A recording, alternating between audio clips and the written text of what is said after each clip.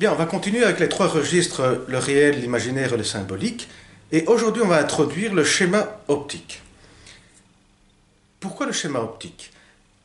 Alors, la question qui se posait pour Lacan, c'était aussi de représenter visuellement ce qu'on avait donc expliqué dans la vidéo précédente qui est nécessaire pour comprendre celle-ci. On avait expliqué comment les trois registres interviennent dans le stade du miroir. Parce que si on veut visualiser avec un dessin le stade du miroir, on devrait, comment il se constitue dans la réalité, mettre un miroir plan, un corps, et on devrait expliquer en quoi consistent les trois registres. Par contre, le schéma optique permet effectivement de visualiser les trois registres opérant dans le stade du miroir. Là, on peut dire que Lacan a eu une idée géniale. C'est celle de s'appuyer sur des travaux de Boisse, qui est un physicien français du XXe siècle, et il s'appuie plus précisément sur une expérience physique, amusante, comme ça, qu'on va expliquer maintenant. Alors, petite introduction sur les miroirs. Il y a trois types de miroirs. Donc, ici, c'est le miroir plan. Il y a un miroir convexe et un miroir concave. Nous, on va s'intéresser du miroir concave. Donc, on va faire ici le dessin d'un grand miroir concave et mettre comme ça une petite table. Et en dessous de la petite table, on va mettre un vase.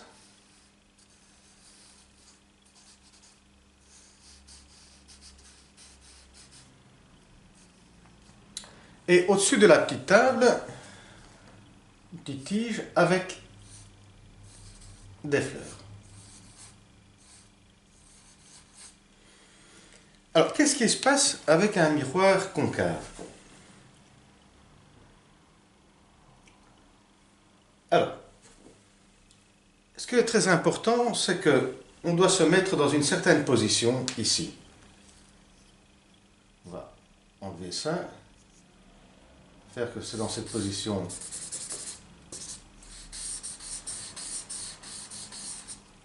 Parce que si on se met donc trop à gauche ou trop à droite, on ne pourrait pas voir la projection du vase ici. Par contre, si on se met dans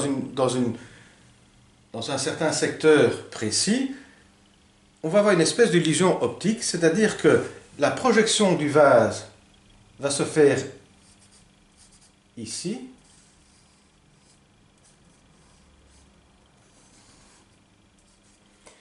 et on aura l'impression de voir une image en trois dimensions. Certainement, c'est une perception, puis certainement on ne va pas la voir comme on pourrait voir une vraie image en 3D. Mais il y a une consistance 3D qui va se construire ici, grâce donc au regard quand on se met dans une certaine position. Donc ici on va faire le regard.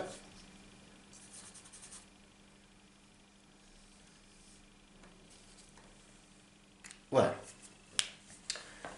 Donc l'expérience est très simple à expliquer, beaucoup plus compliquée à construire. À expliquer, voilà, il suffit de mettre comme dessin un miroir concave, une petite table avec un vase en dessous, collé en dessous, une tige avec des fleurs, et si on se met dans une certaine position, une précise position, c'est un cône qui est pas très grand, mais voilà, si on se déplace trop à gauche ou trop à droite, ben, il n'y a pas moyen de voir le vase ici en 3D qui va se constituer ici. Voilà pour l'explication de cette expérience amusante de Boisse. Maintenant, comment est-ce que Lacan va s'en servir pour affigurer les trois registres opérant dans le stade du miroir?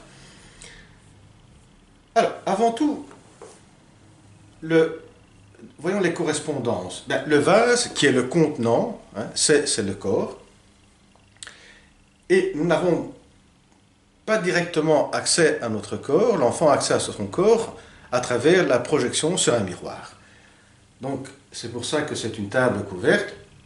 La personne ici, l'œil, n'a pas une action directe, hein, il n'accède pas directement à son corps, si ce n'est que par la projection de ce corps ici. Donc, le vase, c'est le corps, et c'est l'image du corps qu'on a ici. Ensuite, ce qu'on voit ici, les fleurs, sont, ce qu'on disait dans la vidéo précédente, ce sont les perceptions, les sensations réelles que l'enfant a. Et qui, grâce à ce contenant qui est le vase, l'image du corps, eh bien, ça permet à l'enfant de pouvoir dire que ces sensations lui appartiennent. Ensuite, comme on disait, l'image du corps est la base de l'identification, de l'identité, donc de la création du moi. Donc, l'image ici du vase est le support du moi,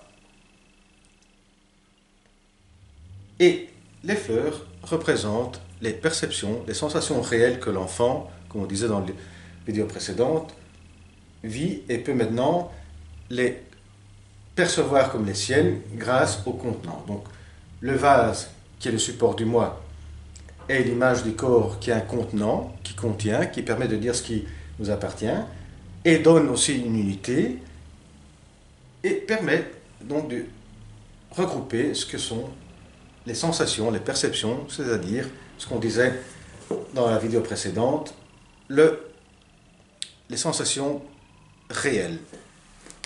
Donc, pour maintenant identifier les deux registres, ce registre ici, c'est le registre de l'imaginaire.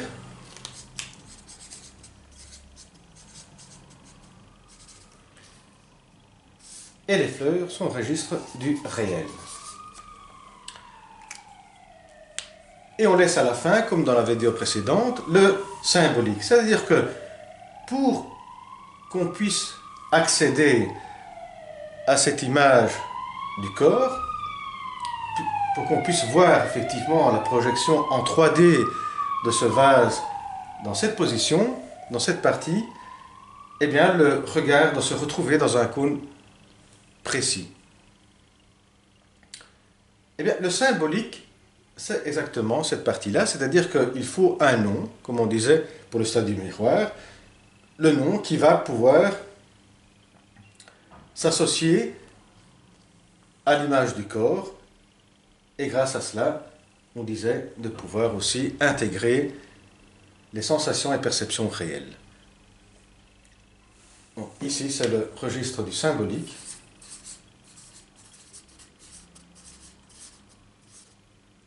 Qui dans ce cas-là, c'est grâce au nom qui s'associe, qui permet l'intégration, la perception, premièrement la perception de l'image du corps, et deuxièmement l'intégration avec les perceptions et les sensations réelles. Et là nous avons le nouage entre les trois registres, le registre de l'imaginaire, le registre du réel et le registre du symbolique. À la fin de cette vidéo, maintenant on a terminé, à la fin de cette vidéo, je vais remettre une petite vidéo que j'avais faite il y a 1 an et demi, qui était consacrée au schéma optique, sans explication orale, mais seulement fait d'une manière visuelle. Bien, à la prochaine vidéo, au revoir.